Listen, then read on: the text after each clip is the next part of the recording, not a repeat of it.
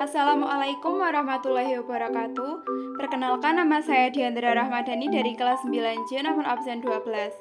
Kali ini saya akan menjelaskan tentang pengolahan hasil peternakan dan perikanan. Tujuan pembelajaran ini adalah 1.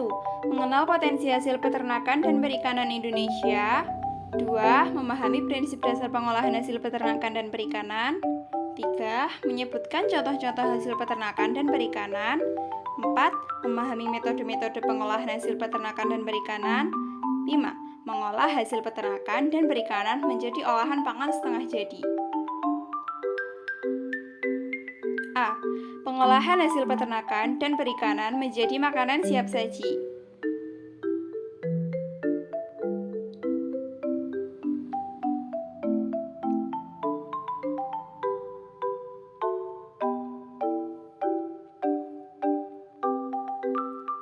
Satu. Jenis ikan, udang, cumi-cumi, rumput laut, daging, telur, dan susu. A. Ikan. Ikan yang banyak hidup di Indonesia berdasarkan ekologinya terbagi menjadi 3, yaitu perairan tawar, perairan payau, dan perairan laut. 1. Ikan perairan tawar.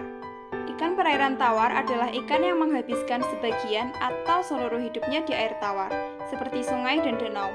Contohnya lele, ikan mas, gurami, dan sebagainya. 2. Ikan perairan payau. Ikan perairan payau adalah ikan yang hidup di perairan payau. Perairan payau merupakan pencampuran antara perairan tawar dan perairan laut seperti muara. Contohnya bandeng dan kakap. 3. Ikan perairan laut. Ikan perairan laut adalah ikan yang hidup di laut dengan salinitas di atas 30 ppm. Contohnya tuna, tenggiri, dan kembung. A. Udang. Udang adalah binatang yang hidup di perairan. Udang dapat ditemukan di hampir semua genangan air yang berukuran besar, air tawar, air payau, atau air asin. B. Cumi-cumi. Bentuk cumi-cumi adalah silinder kerucut memanjang dengan warna bening kaca transparan disertai warna-warna lainnya sesuai kamuflase tempat tinggalnya. C. Rumput laut. Rumput laut yang hidup di laut dan pantai mengandung berbagai mineral esensial seperti zat besi, kalsium, nitrogen, fosfor, kalium, dan sulfur. B. Daging. Jenis daging yang banyak dikonsumsi oleh masyarakat yaitu daging ayam, daging sapi, dan daging kambing. C. Telur. Telur yang biasa dikonsumsi berasal dari ayam-ayam petelur. D. Susu. Susu adalah hasil pemerahan sapi atau hewan menyusui lainnya.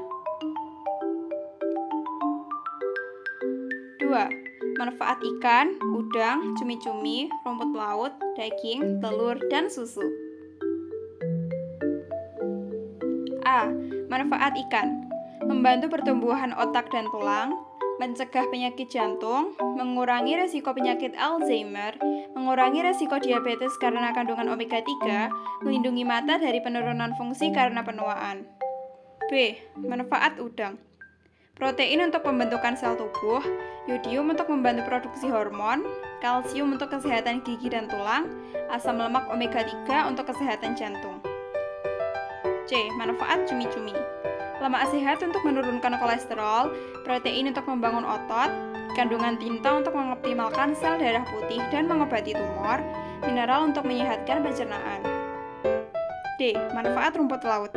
Memperkuat tulang, vitamin B12 membantu meningkatkan kualitas darah, yodium mendukung proses metabolisme. E. Manfaat susu. Kandungan kalsium dan fluor untuk mempertahankan kesehatan tulang dan gigi. Protein membantu meningkatkan sistem kekebalan tubuh, lemak untuk menurunkan risiko obesitas, vitamin C untuk memperbaiki jaringan sel kulit, vitamin B1 untuk mempertahankan fungsi saraf dan kesehatan jantung. F. Manfaat daging. Zat besi untuk meningkatkan metabolisme dalam tubuh, protein untuk membantu perkembangan otak, selenium untuk membentuk zat antioksidan dan meningkatkan imunitas, seng untuk meningkatkan kekebalan tubuh, vitamin B kompleks untuk menjaga konsentrasi dan meningkatkan daya ingat, omega 3 membantu fungsi jantung, sistem saraf, pusat, dan hati. G. Manfaat telur: menjaga kesehatan mata, menjaga kesehatan otak, menurunkan kadar trigliserida dalam darah, protein untuk meningkatkan massa otot dan membantu kerja otot.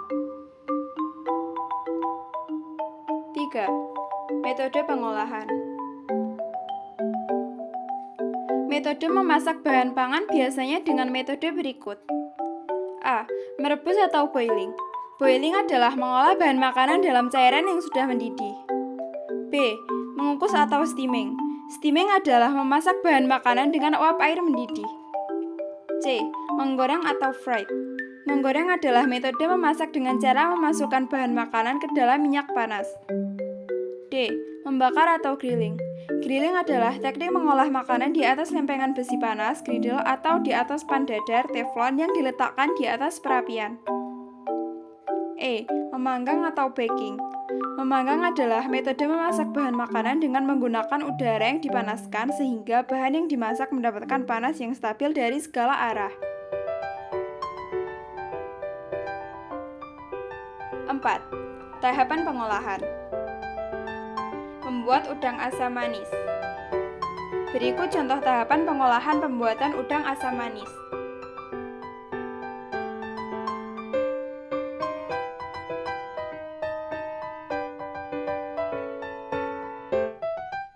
5. Penyajian dan pengemasan.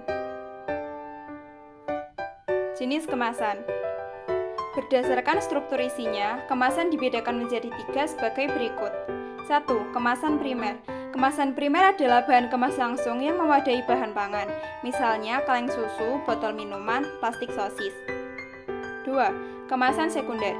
Kemasan sekunder adalah kemasan yang melindungi kelompok kemasan lainnya, misalnya kotak karton untuk kaleng susu, kotak kayu untuk wadah buah yang dibungkus. 3. Kemasan tersier. Kemasan tersier adalah kemasan yang dibutuhkan untuk menyimpan barang atau produk selama pengiriman, misalnya kotak karton gelombang dan kontainer. Faktor-faktor dalam penyajian atau pengemasan. Berikut faktor-faktor yang memengaruhi penyajian makanan. 1. Higienis dan sanitasi makanan. 2. Cita rasa. 3. Warna dan tekstur. 4. Alat dan kemasan. B. Pengolahan hasil peternakan dan perikanan menjadi olahan pangan setengah jadi. 1. Jenis olahan pangan setengah jadi. A. Jenis olahan pangan setengah jadi dari bahan ikan. Pengolahan hasil perikanan menjadi produk setengah jadi berupa hasil filet ikan, ikan beku, bakso ikan, nugget ikan, sosis ikan, dan surimi. B. Jenis olahan pangan setengah jadi dari bahan daging, susu, dan telur. Alternatif produk pangan setengah jadi yang dapat dikembangkan dari daging menjadi olahan pangan setengah jadi yaitu dendeng, kornet, bakso, daging burger sapi. Susu dapat diolah menjadi bubuk susu, susu kental, dan krim susu. Telur dapat diolah menjadi telur asap, telur beku, dan telur asin. 2. Manfaat olahan pangan setengah jadi. A. Menjadi bahan baku yang fleksibel untuk industri pengolahan lanjutan. B. Dapat diperjualbelikan antar daerah dan sebagai komoditas ekspor. C. Aman dalam distribusi dari satu tempat ke tempat lainnya. D. Dapat dikemas lebih ringkas. E. Menghemat ruangan dalam penyimpanan. F. Mengurangi biaya dalam penyimpanan. G. Tahan lama dan lebih kuat di cuaca dingin atau panas. 3. Metode pengolahan. A. Proses pembekuan. Pada dasarnya, menyimpan makanan dengan cara dibekukan merupakan salah satu cara untuk mengawetkan makanan. B. Pengeringan. Pengeringan bertujuan untuk mengurangi kandungan air pada ikan dan daging sampai batas yang aman untuk disimpan.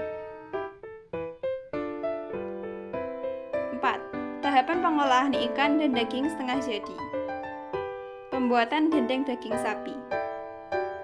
Cara membuat dendeng daging sapi sebagai berikut.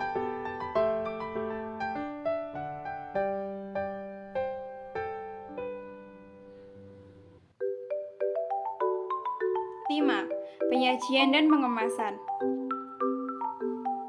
Pengemasan bertujuan untuk memperlambat kerusakan produk, menahan efek yang bermanfaat dari proses, memperpanjang umur simpan, dan menjaga atau meningkatkan kualitas dan keamanan pangan.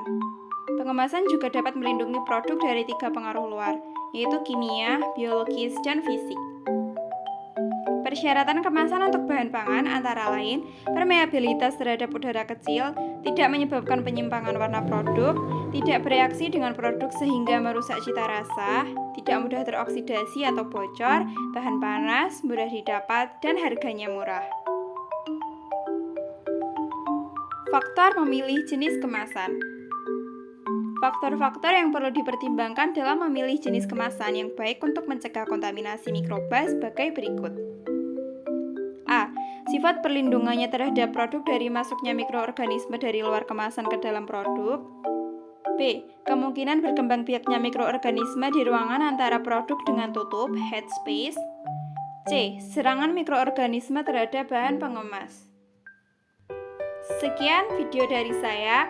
Terima kasih. Wassalamualaikum warahmatullahi wabarakatuh.